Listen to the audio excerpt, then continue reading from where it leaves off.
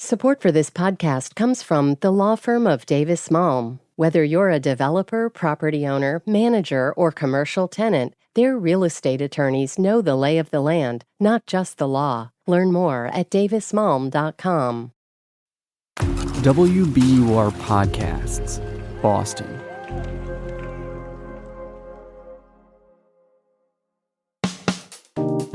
I'm Daryl C. Murphy, and you're listening to The Common.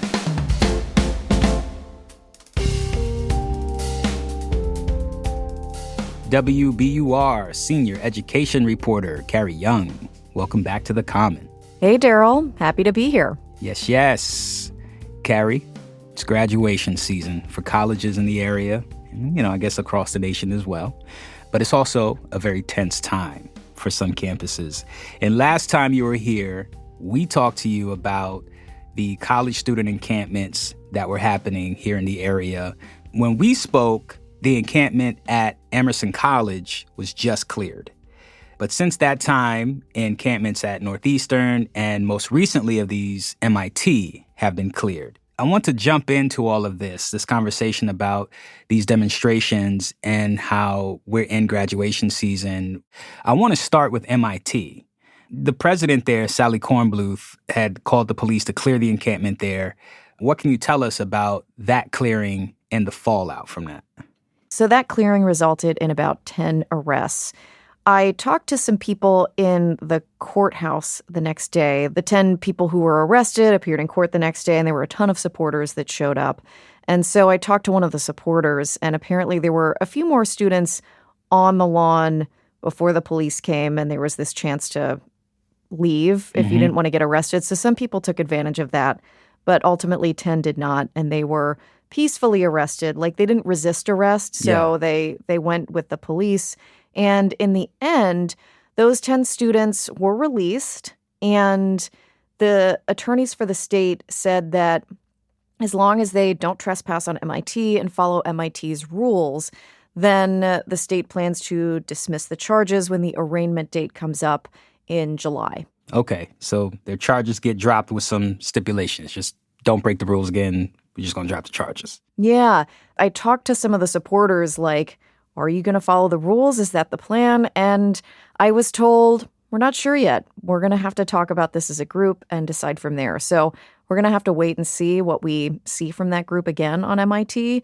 It's arguably been one of the noisier groups in terms of having regular rallies and protests and regular counter protests that have come there as well. And so it's definitely just something we'll have to keep an eye on. What threat was the university responding to bring in the police to clear that encampment? Yeah, so the MIT president, Sally Kornbluth, did sort of detail that in a letter that she sent out. So MIT is open to the public. Unlike Harvard, the encampment is in Harvard Yard, which they can lock and close off. And so the MIT encampment, if you've ever been to Kresge Lawn, it's right in the middle of campus. Lots of students are passing by. Mass Ave is right next to it, and there's no gates or anything like that. So anybody really can come in. And it wasn't necessarily just the quote-unquote outside agitators that Sally Kornbluth was worried about, and others really. It was the fact that there had been a couple of counter-protests that had been organized, and those took place legally. It was something that the city and the campus had expected. But with that comes a lot of extra police presence on the site of Cambridge, but also on MIT, which when President Kornbluth was explaining, here's why we're taking these steps, it was, we're taking our staff away from very vital other duties that they're serving to keep the peace. It takes a lot of energy and effort to make sure that these counter protests, which have a risk of getting violent or getting out of control, to make sure that they stay peaceful and everyone kind of stays on their own side while still having their voice heard. And the other thing that she mentioned when it came to dismantling the encampment has to do with, it's a very intense argument, and there are people on both sides of it. And President Kornbluth had said, listen, we value free speech.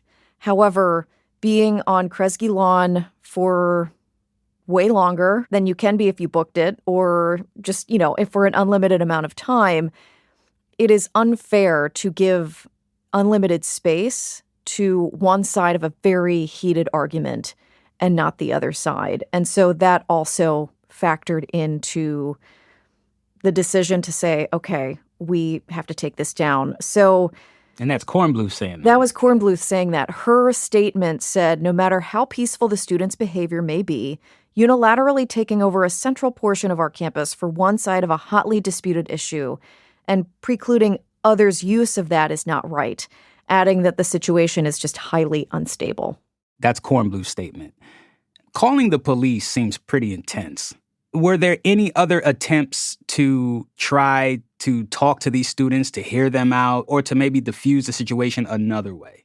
Yeah, there were, from what I understand, at Harvard, at MIT, at Tufts even, that there were conversations with the students and some negotiations, if you will, whether or not they were formal negotiations or not, that university leadership had been in touch with the students. And I heard that both from the universities and from the students, kind of confirming both sides. And, you know, in the end, Emerson, for example, before the police came out, the university did send out an email warning students, like, listen, this is kind of out of our hands. So the police say they're coming. If you're still here, this is what's going to happen. At MIT, the university had started to issue suspension notices and, you know, saying, we need you to leave. And so there was several days between when the university had said, we're going to start issuing suspension notices. Then they started issuing those. So there was an escalation of responses from the school before ultimately the police came out. Understood. All right, Carrie, well, not all encampments were taken down by police, and we are in graduation season. So we're going to take a break here, but when we get back, I want to talk about those two things. All right? Yeah.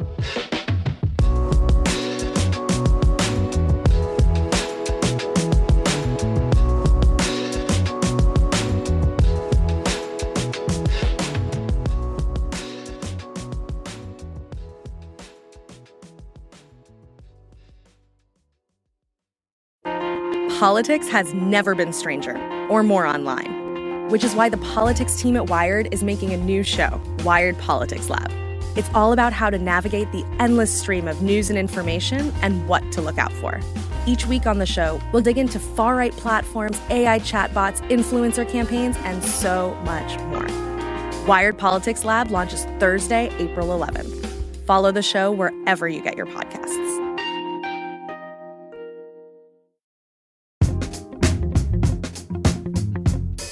And we're back with WBUR senior education reporter, Carrie Jung. Now, Carrie, we're talking about these encampments on college campuses that were set up basically to support the Palestinian people as the war in Gaza continues, right? Some of these encampments have been taken down. Encampments at MIT, Northeastern, and Emerson College have been taken down by police. But some encampments were taken down by the demonstrators themselves. Two that I'm talking about are Tufts University and Harvard University. Talk to us about those decisions. So with the students that took down the encampments on their own, I know a little bit more about Harvard because the organization that coordinated that particular protest has been a little bit more communicative than the students at Tufts. And so the organization is Harvard Out of Occupied Palestine. And they issued a press release. They also put out a post on Instagram on Tuesday morning when they decided that they were going to shut down voluntarily. And so in the press release, they said that they are reassessing the strategic value of the encampment and kind of have come to the conclusion that the tactic has outlasted the utility with respect to their demands. There was a conversation with the administration, and you could almost call that a negotiation because the administration did agree to not suspend students as they had promised to do. I mean, some students had actually gotten suspension notices. So that was one thing that the protesters kind of won in that negotiation. But on an Instagram post, the Hoop organization also said that we are under no illusions. We don't believe that these meetings are divestment wins, adding that they're cited deals intended to pacify us away from full disclosure and divestment. I guess they're thinking of other things to do or whatever. That's the impression that I get right now. WBUR sent a reporter out to the scene, and students aren't talking to reporters in person at the moment. If we get more interviews, we'll find out more. But at the moment, that's all we know. Now, how have Harvard administrators responded? So all we're getting from administration at Harvard is official statements from communication offices and things like that. So we know very little other than confirmation that, yes, the suspensions were rescinded and the encampment is getting taken down. Got it. With all of this happening right now, campuses across the city, across the region, across the country, they're getting ready for these commencement ceremonies, these graduation ceremonies. Emerson had his commencement just this past weekend. How are students feeling about graduation in the midst of all of this? Well, it definitely ranges. So for the protesters who were participating in the encampments, I talked to a couple of students about this, actually, and some of the pro-Palestinian protesters had told me, like, some students who were seniors and graduating this year were just kind of like, you know what, I'm disillusioned. I don't even want to go to the main graduation. There was an intercultural graduation that was held beforehand. It was a less official. It is actually a school-sponsored event, but it's meant for, like, students of color, students from the LGBTQ community. And so they decided to go to that one. Others, like Jeannie Thompson, who I talked to earlier, said, you know what? I'm still going to commencement. I'm attending graduation because at this point, I think that I deserve it. I worked really hard throughout college to attend Emerson and to be able to pay my way through college. And Jeannie was very excited, you could just tell. But at the same time, she wasn't going to, just passively go to graduation. She said she had her nails painted in the Palestinian flag colors, things that would show her support outwardly for the pro-Palestinian movement. I didn't end up getting a chance to connect with Jeannie after graduation, but looking at what happened, there were quite a few disruptions, especially at Emerson. Northeastern had a graduation also in the last week or two. There wasn't much of a disruption there, maybe one person. Emerson had several instances of people interrupting. A couple students tore their robes off. One student, from what I read from the Boston Globe article that covered it, that one student had red paint on their hands when they went to go shake the president's hand at graduation. So there were some movements to show the opposition to the fact that the administration is not divesting. So we've got our eye out for other upcoming commencements. The biggest one, I think, is MIT. I did want to hear from a student from the Jewish community to see, how are you feeling about this? Knowing what's happened at other commencements, how are you feeling? And I talked to a senior. Her name was Marilyn Myers. She described it as a lose-lose situation. Either it's going to get canceled or it's going to get interrupted. And you can kind of hear the disappointment in her voice here. To have it interrupted by protesters would be very frustrating. I don't know, mentally, I kind of know it's going to happen, so at least it won't be a surprise.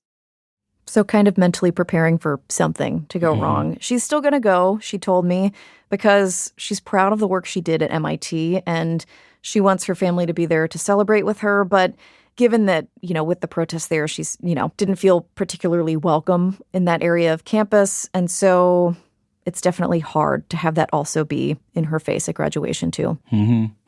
I think what's interesting about this, these students, as they are graduating now in 2024, these kids were also in high school during COVID. They missed their high school graduation. Yeah.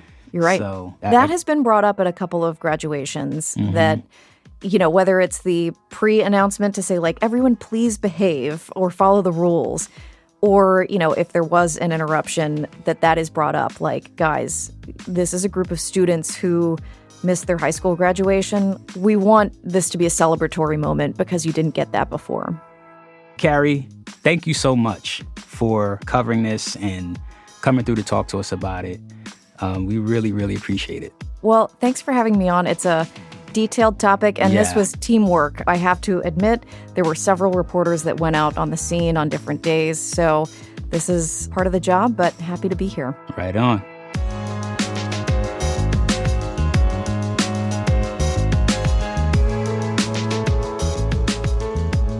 that's our show for today. Thank you so much for listening to The Common. Listen, folks, if you are graduating college right now, we would like to send you a hearty, hearty, hearty congratulations. It is a rough time out there right now, so big up, you made it. And if you want to share your thoughts with us on this episode, hit us up on Instagram at WBUR The Common. You can also send us an email at thecommon@wbur.org. I'm Daryl C. Murphy, and I will talk to you tomorrow.